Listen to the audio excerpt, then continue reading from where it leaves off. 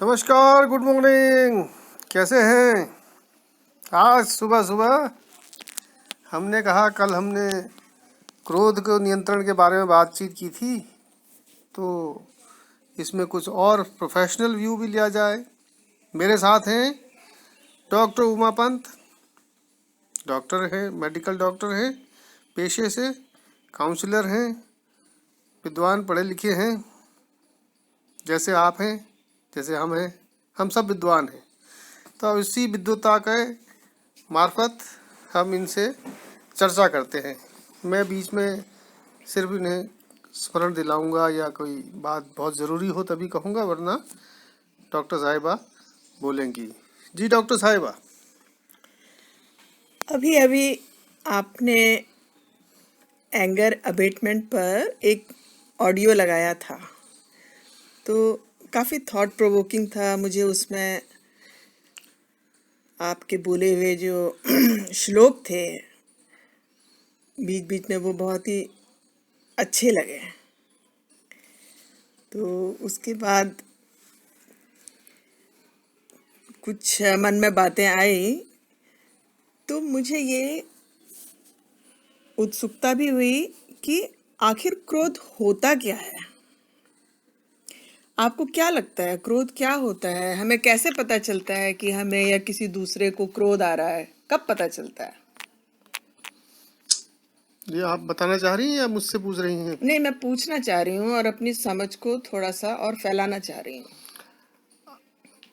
इसका एक तो आपका वोकल रिस्पॉन्स होगा, बॉडी में अंदर से और बाहर से क्या सिग्नल मिल रहे हैं, उसी से पता चलेगा कि क्रोध में क्या हो रहा है। आपकी आवाज़ का वॉल्यूम घट बढ़ सकता है, आप झल्लाए हुए से लगते हैं, आप किसी को डांट रहे हो सकते हैं, आप कब कभी जो बहुत बहुत ज़्यादा क्रोधित होंगे तो आप कांप रहे होंगे गुस्से से, अंदर से आपके शरीरों में कंपन हो रहा होगा, दिमाग में आपके एक खास इंड्यूस्ड स्ट्रेस हो रहा होगा।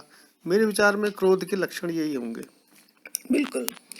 तो क्या आप को अभी हाल फिलहाल में किसी को क्रोध में देखने का कोई उदाहरण याद है रियल लाइफ में? चाहे वो मैं हूँ, आप हो, कोई भी तीसरा आदमी हो, एनीबडी, हाल ही में या पहले कभी कभी का कोई याद आता है किसी को क्रोध में देखा हुआ? अवश्य, कई लोगों को देखा है, स्वयं को भी देखा है, कोई एक आपको भी देखा है। कोई एक उदाहरण जो आपको बहुत अच्छे से आपकी मेमोरी में है। ऐसे बहुत अच्छी मेमोरी का उदाहरण तो मैं नहीं दे पाऊंगा, लेकिन हाँ, याद नहीं कर पाऊंगा मैं ऐसे। कोई भी उदाहरण जब आपने किसी को क्रोध में देखा हो। नहीं, मेरा एक अपना क्रोध पर नियंत्रण करने का या बातों को भुला देने का भी अपना स्वयं का अनुभव है, इसलिए मैं धीरे धीरे ऐसी बातों को स्मरण कम रखता हूँ। ठीक है, तो एक रिकलेक्ट नहीं कर पा रहे, लेकिन अक्सर जब भी लोगों को क्रोध में देखते हैं तो जो जो कुछ आपने कहा कि आवाज़ में फ़र्क आ जाता है, भाषा में फ़र्क आ जाता है, बॉडी लैंग्वेज में फ़र्क आ जाता है, तो मोटे तौर पे इन्हीं चीज़ों से पता चलता है। आवाज़ के शब्द, जो भाषा में शब्द यूज़ हो रहे हैं वो बदल जाते हैं, उनका वॉल्यूम बदल जाता है, बॉडी लैंग्वेज में, चेहरे में गुस्से वाली भावनाएं दिखने लगती हैं।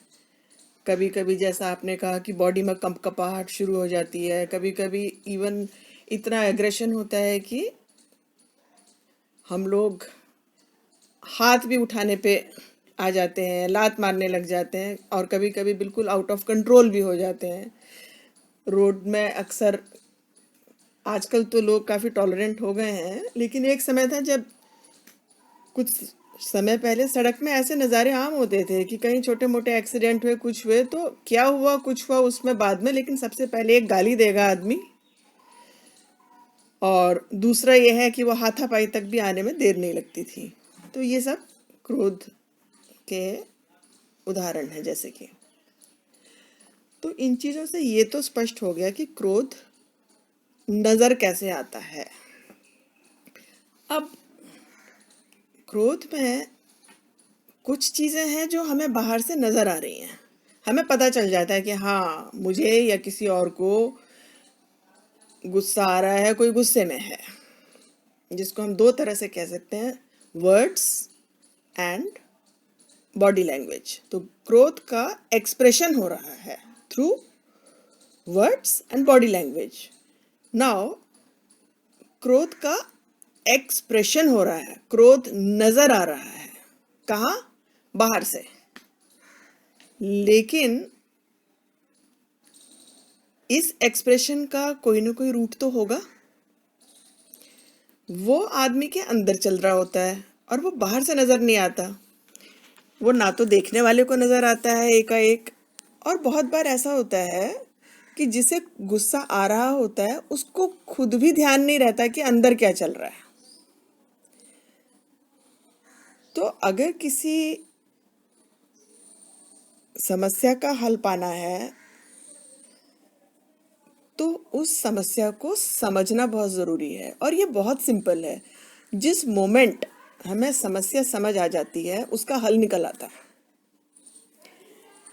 तो अंदर क्या चल रहा है? कभी आपने महसूस किया कि जब गुस्सा आता है उसका एक्सप्रेशन होता है जो बाहर से दिखता है, ऑब्जर्वेबल होता है, उसके कॉरेस्पॉन्डिंग भीतर क्या हुआ होता है उससे पहले? इरिटेशन, कुछ पास्ट के साथ कनेक्शन, कुछ प्रेजेंट के साथ, कुछ विचार ऐसा कि आज आर पार की कर लूं इसके साथ, बार बार क्यों मैं इस पे वक्त जाया करूं, ये क्यों मेरा वक्त जाया करे, देखी जाएगी जो भी होगा। Basically momentary lapse of reasoning कहते हैं जिसको फिलोसफी में। अच्छा, और उस वक्त अंदर से महसूस कैसा हो रहा होता है? Immediately just before the expression of anger, मान लो गुस्से में तेज तेज बोलने लगे, उससे जस्ट पहले क्या होता है? उसके लिए हिंदी में शब्द है किंग कर्तव्य विमूढ़। हाँ, तो उसमें एक ही कर्तव्य लग रहता है कि अब गुस्से को वेंट आउट कर दो, निकाल ही दो आज। गुड। तो ये क्या चीज है जो आपने कहा, गुस्से को निकाल दो? तो ये गुस्सा क्या है? एक किस्म का विकार है, एक किस्म का इमोशन है। इमोशन है, विकार है। आपने तो बहुत ही अच्छी तरह से बता दिया कि ये एक इमोशन है और ये एक विकार है। इसका मतलब हम इसको सरल भाषा में ये भी कह सकते हैं कि ये एक नेगेटिव इमोशन है। It is an emotion. चलिए, अब हम यहाँ से गुस्से के एक्सप्रेशन से थोड़ा पीछे जा रहे हैं, हम बैक जर्नी कर रहे हैं, रिवर्स गियर में हैं। तो पता चला कि एक्सप्रेशन से जस्ट पहले एक इमोशन होता है जो कि हमारे मन में आता है और उसको हम एक्सप्रेस कर देते हैं, जैसा आपने कहा, किंग किंग किंग कर्तव्य विमूढ़। और या कि ऐसा लगता है कि बस अब निकाल ही दो इसको, क्योंकि वो अंदर समा नहीं पा रहा और वो इतना तो सोचने का भी टाइम नहीं मिलता, उतने में तो वो निकल ही जाता है। चाहे बाद में हम कई बार सोचते भी हैं कि ऐसा हमने क्यों किया होगा, ऐसा या उसने क्यों किया होगा, लेकिन इतना क्विक होता है ये कि तुरंत आ जाता है, इंस्टेंटेनियस होता है, विस्फोट हो जाता है। अब उसके बाद क्या करेंगे, वो तो हो ही गया। ज़्यादा विस्तार में नहीं जाना चाहता मैं, संक्षिप्त में यही कहूँगा कि इसमें एक तो it is induced by the circumstances and situation and person, और दूसरा आपकी अपनी पर्सनालिटी के भी इसमें स्वरूप दृष्टिगोचर होते हैं। वो ठीक है, वो कारणों पे और उसकी विवेचना पे हम बाद में जाएंगे, लेकिन इस वक्त हम ये देख रहे हैं कि हम एक उसको प्रोसेस को फॉलो कर रहे हैं, बैकवर्ड जर्नी पर हैं हम। गुस्सा बाहर आया, उसके पीछे एक गुस्से की भावना थी। जरा सा पीछे और चलें अब हम इससे। अब वो भावना क्यों आई, कैसे आई? ये तो जी भावना भाभी बता सकती हैं। कोई भी भाभी बता सकती हैं। और कोई देवर या जेठ भी बता सकते हैं। आप बताएं कि वो क्या हुआ होगा, उस गुस्से की भावना के पीछे गुस्से की भावना आई क्यों? आपको आपकी स्ट्रॉन्ग डिसलाइकिंग के कारण आई होगी, मैं ये कहना चाहता हूँ। अच्छा, तो एक कारण ये हो सकता है कि कोई स्ट्रॉन्ग डिसलाइकिंग थी, जैसे कि एक एक सेंटेंस में अगर हम कहें अपनी डिसलाइकिंग किसी खास परिस्थिति या किसी खास समय के कॉन्टेक्स्ट में कहें। जैसे आपने सब कुछ व्यवस्थित चीज से रखा है, हर चीज अपनी जगह पे, दूसरा आया, उसने जो है कुछ चीज को इस्तेमाल किया, इधर उधर फेंका, एक आध चीज को तोड़ भी दिया या मरोड़ दिया, तो आपको लगा कि ये मेरे सारी मेहनत बेकार कर रहे हैं या कर रही है, तो आपको गुस्सा आ गया। एक उदाहरण दे रहा हूँ, बिल्कुल हाइपोथेटिकल या बिल्कुल, बहुत बहुत व्यवहारिक, अच्छा, जो भी समझे। बहुत बढ़िया।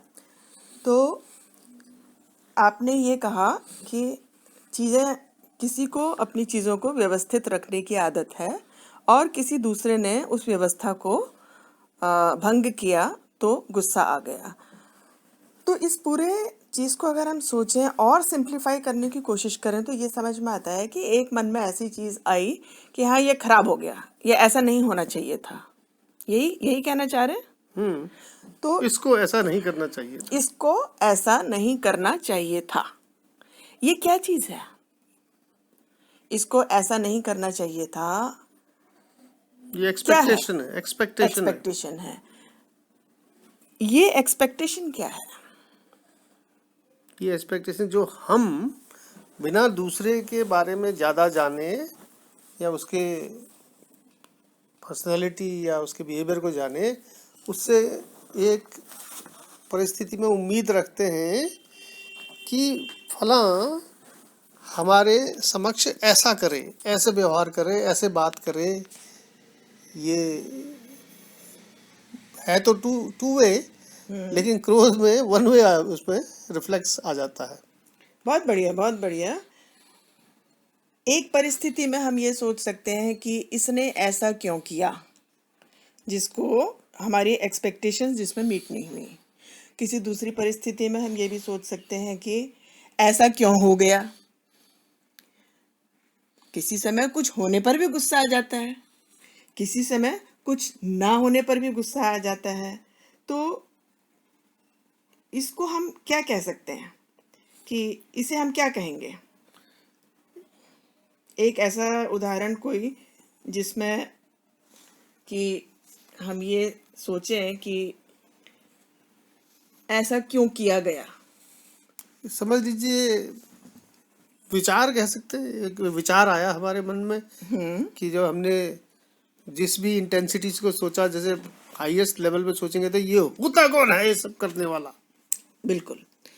तो एक विचार है, एक विचार ऐसा आया मन में जिसकी वजह से गुस्सा आया, गुस्से की वजह से वो एक्शन में परिवर्तित हो गया। वो एक्शन वर्ड्स में भी हो सकता है, वो एक्शन बॉडी लैंग्वेज में भी हो सकता है, और इसके बाद इस एक्शन का आउटकम भी हो सकता है, जैसे कि सिर फूट सकता है, जैसे कि लड़ाई हो सकती है, जैसे कि इवन मर्डर हो सकता है, या फिर अगर एक्सप्रेशन कम है गुस्से का तो थोड़ी देर के लिए मनमुटाव हो सकता है, कोई रो सकता है, और ये उसका आउटकम हुआ।